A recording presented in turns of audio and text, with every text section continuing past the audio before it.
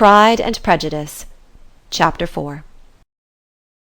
When Jane and Elizabeth were alone, the former, who had been cautious in her praise of Mr. Bingley before, expressed to her sister just how very much she admired him. "He is just what a young man ought to be," said she, "sensible, good-humoured, lively, and I never saw such happy manners, so much ease, with such perfect good breeding." "He is also handsome," replied Elizabeth, "which a young man ought likewise to be if he possibly can. His character is thereby complete." "I was very much flattered by his asking me to dance a second time. I did not expect such a compliment." "Did not you? I did for you. But that is one great difference between us. Compliments always take you by surprise, and me never. What could be more natural than his asking you again? He could not help seeing that you were about 5 times as pretty as every other woman in the room. No thanks to his gallantry for that. Well, he certainly is very agreeable, and I give you leave to like him. You've liked many a stupider person." "Dear Lizzy!" "Oh, you are a great deal too apt, you know, to like people in general. You never see a fault with anybody. All the world are good and agreeable in your eyes. I never heard you speak ill of a human being in your life." "I would not wish to be hasty in censuring any one, but I always speak what I think."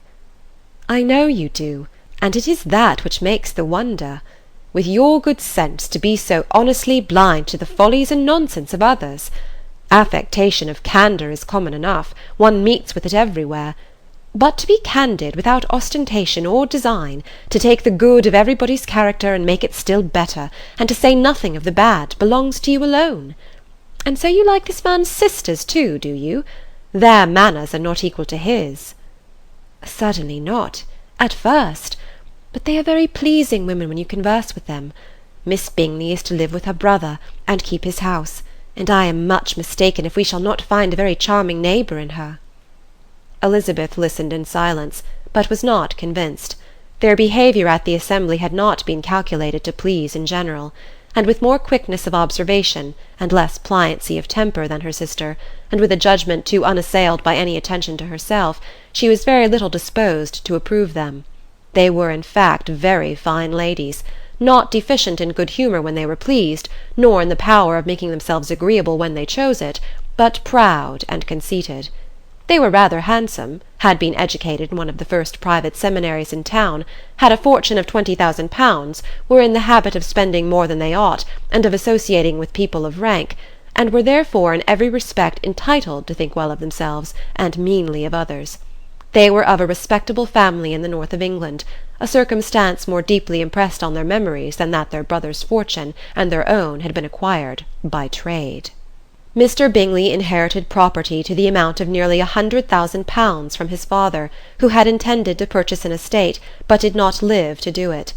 Mr. Bingley intended it likewise, and sometimes made choice of his county, but as he now was provided with a good house and the liberty of a manor, it was doubtful to many of those who best knew the easiness of his temper whether he might not spend the remainder of his days at Netherfield, and leave the next generation to purchase.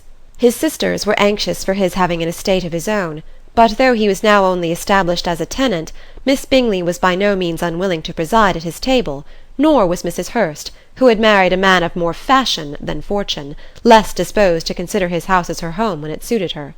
Mr. Bingley had not been of age 2 years, when he was tempted by an accidental recommendation to look at Netherfield House. He did look at it, and into it for half an hour, was pleased with the situation and the principal rooms, satisfied with what the owner said in its praise, and took it immediately. Between him and Darcy there was a very steady friendship, in spite of great opposition of character. Bingley was endeared to Darcy by the easiness, openness, and ductility of his temper, though no disposition could offer a greater contrast to his own, and though with his own he never appeared dissatisfied. On the strength of Darcy's regard, Bingley had the firmest reliance, and of his judgment the highest opinion. In understanding, Darcy was the superior. Bingley was by no means deficient, but Darcy was clever. He was at the same time haughty, reserved, and fastidious, and his manners, though well bred, were not inviting. In that respect his friend had greatly the advantage. Bingley was sure of being liked wherever he appeared. Darcy was continually giving offence. The manner in which they spoke of the Meryton assembly was sufficiently characteristic. Bingley had never met with more pleasant people or prettier girls in his life. Everybody had been most kind and attentive to him. There had been no formality, no stiffness. He had soon felt acquainted with all the room, and as to Miss Bennet, he could not conceive an angel more beautiful. Darcy, on the contrary, had seen a collection of people in whom there was little beauty and no fashion, for none of whom he had felt the smallest interest, and from none received either attention or pleasure. Miss Bennet he acknowledged to be pretty, but she smiled too much. Mrs. Hurst and her sister allowed it to be so, but still they admired her and liked her, and pronounced her to be a sweet girl, and one whom they would not object to know more of. Miss Bennet was therefore established as a sweet girl, and their brother felt authorized by such commendation to think of her as he chose. End of chapter 4.